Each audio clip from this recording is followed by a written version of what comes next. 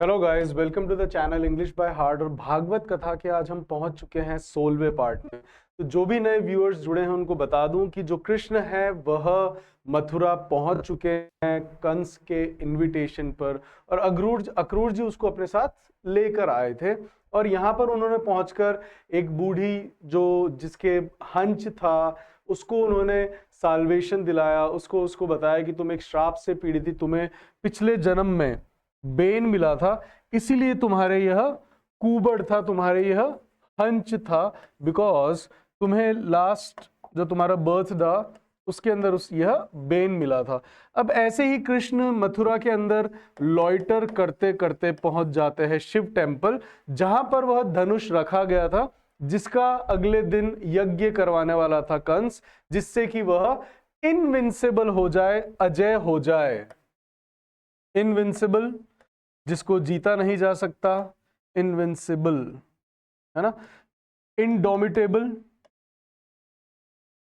Indomitable का मतलब भी होता है जिसको जीता नहीं जा सकता। इसके लिए मैंने आपको एक और वर्ड बताया था, that is impregnable, that is also known as जिसको जीता नहीं जा सकता। So guys, these are very good words जो कि आपको वन वर्ड सब्स्टिट्यूशन में आपको पढ़ने को मिलेंगे। Invincible, indomitable and impregnable. तो अगर यह वह यज्ञ करवा लेता जो कंस था, तो उनके जो गुरु थे उन्होंने उनको बताया भी था, जो उनके राजगुरु थे, कि यदि तुमने बिना शिव के धनुष को हानि पहुंचाए अगर तुम्हारा यज्ञ संपन्न हो जाता है तो तुम इनविंसिबल हो जाओगे, और जो इस धनुष को तोड़ सकता है वह केवल एक ही व्यक्ति है, वो है स्वयं नारायण।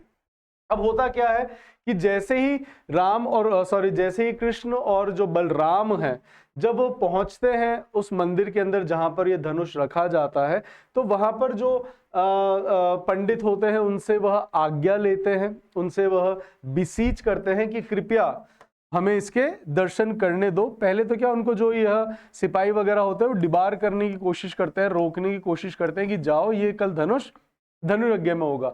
लेकिन वो कहते हैं कि अब जब मैं आ ही गया हूं तो क्यों ना मैं दर्शन कर लूं, है ना। अब मैं आ ही गया हूं तो क्यों ना मैं उनके चरण स्पर्श कर लूं शिव जी के।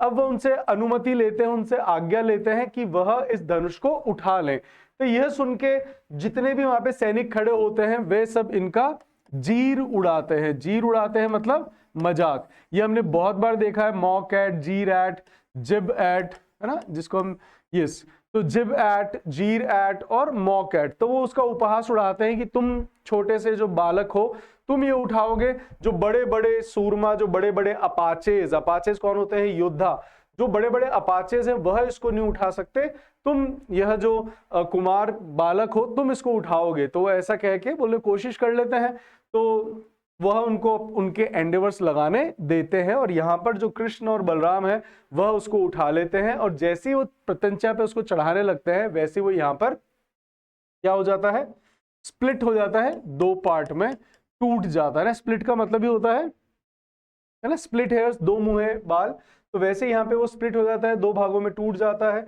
अब जैसे ही कंस, है ना, अब यहाँ पर जो सोल्जर्स होते हैं वह कृष्ण को घेर लेते हैं, वह उनको बिसीज कर लेते हैं। बिसीज कर लेना, इस घेर लेना, ये हमने अभिमन्यु की उसमें भी देखा था, कॉर्डन भी जो होता है वह भी घेरना होता है। सो CORDONE, कॉर्डन और बिसीज दोनों का मतलब होता है घेर लेना। तो अब वह घेर लेते हैं और उनको कैप्टिवेट करने की कोशिश करते हैं, बंदी बनाने की कोशिश करते हैं, लेकिन बलराम और कृष्ण वह उनको वहां से पीट देते हैं। अब वह उनको जब पीट देते हैं, एक दो सैनिकों का वध भी कर देते हैं, है ना, जैसे कि आप देख सकते हैं, वह उनको स्ले भी कर देते हैं। और अब जब यह सूचना कंस के पास पहुंचती है, अब जैसे ही यह सूचना कंस के पास पहुंचती है तो जो कंस है वह गुस्से से, इर्क से छटपटा जाता है कि यह कैसे संभव है ना। तो अब जो इनके राजगुरु थे वो कहते हैं कि जिसको तुमने अपना सबसे परम फोई समझ रखा है, नेमेसिस समझ रखा है, nemesis and foe guys, it's a very good word जिसका मतलब होता है शत्रु। तो कहते हैं जिन्हें तुमने अपना परम फोई समझ रखा है नारायण, ये वह बालक वही है। अब यह प्रूफ हो चुका है क्योंकि जो ये धनुष था वह केवल और केवल नारायण का जो इनकार्नेशन थे वही तोड़ सकते थे। अब जो यहाँ पर जो कंस है वो बहुत ज्यादा पेट्रीफाई भी हो जाता है, घबरा भी जाता है कि यह अब तो मतलब उसका जो काल है, जो अंत है वो समीप है। लेकिन जो यह उनका चाणूर, जो इनका कॉन्फिडेंट होता है, ये हमेशा उनको गलत राय देता आया है। तो इसलिए कहते हैं कि जो अपने कॉन्फिडेंट होते हैं, जो आपके राजदार होते हैं, वह सोच समझ के बनाइए। जो आपको सलाहकार होते हैं वो भी आपके सोच समझ के होने चाहिए, क्योंकि अगर वो आपको गलत सलाह देते रहते और आप उनको, अगर आप अबाइड बाय देयर एडवाइस, अगर आप अबाइड करते जाते हैं उनकी सलाह का, तो आप अपने अंत तक पहुंच जाते हैं, जैसे कि कंस पहुंच चुका है ना। तब भी यहाँ पे चाणूर कहता है, बोले डरने की कोई बात नहीं है। अब जो हमारा शत्रु है, जो हमारा फोई है, जो नेमेसिस है, वह मथुरा में आ चुका है, हमारे द्वार पर आ चुका है।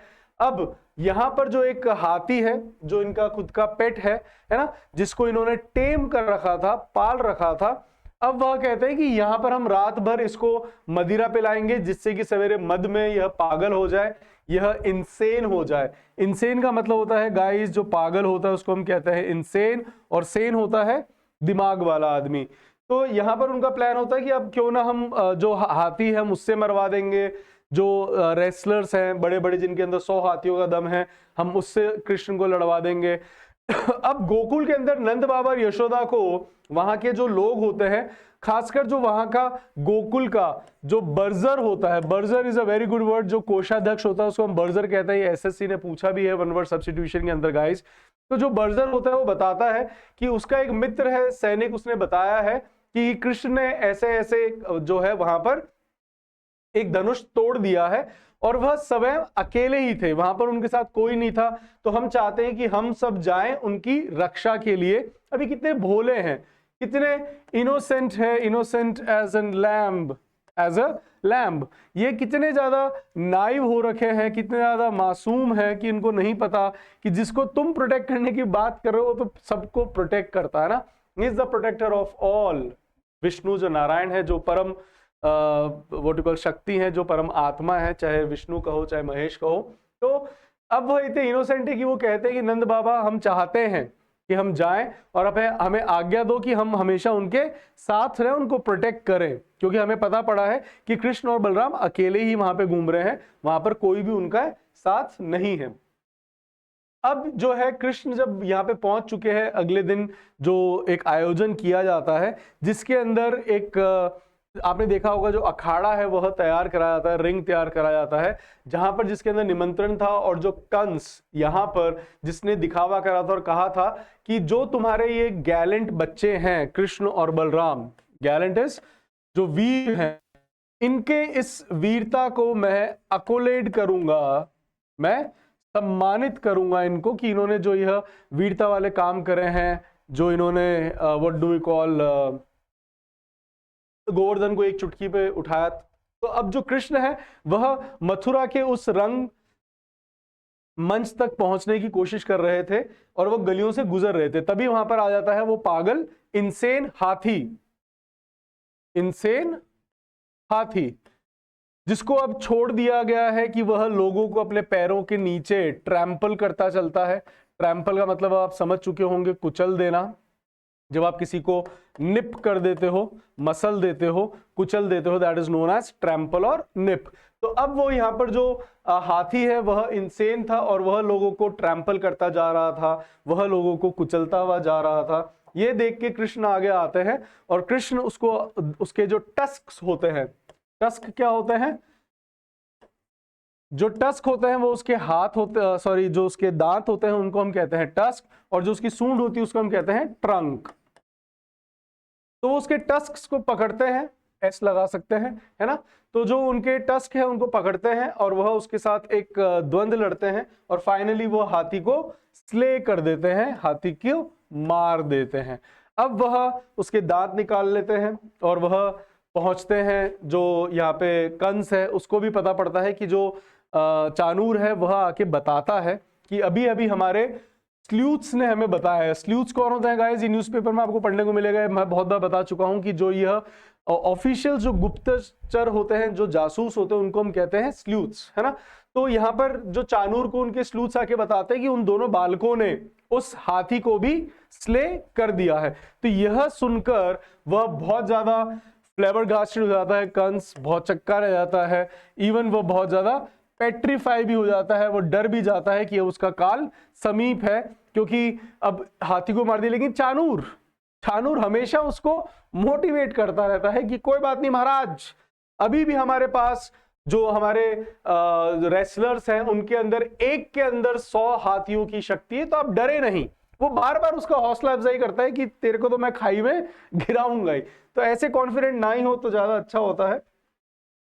अब अगले दिन जो यह रेसलिंग का ग्राउंड जो है सजाया जाता है, यहाँ पर सारे लोग आते हैं, अक्रूर जी भी आते हैं, नंद बाबा भी पहुंच चुके हैं कृष्ण को देखने के लिए, और जो रेसलर्स हैं उस समय के जो महान अपाचेज होते हैं, योद्धा होते हैं उस इयॉन के, वे भी सारे वहां पर पहुंच चुके थे अपना अपना गैलेंट दर्शाने के लिए, अपना अपना वैलर दर्शाने के लिए।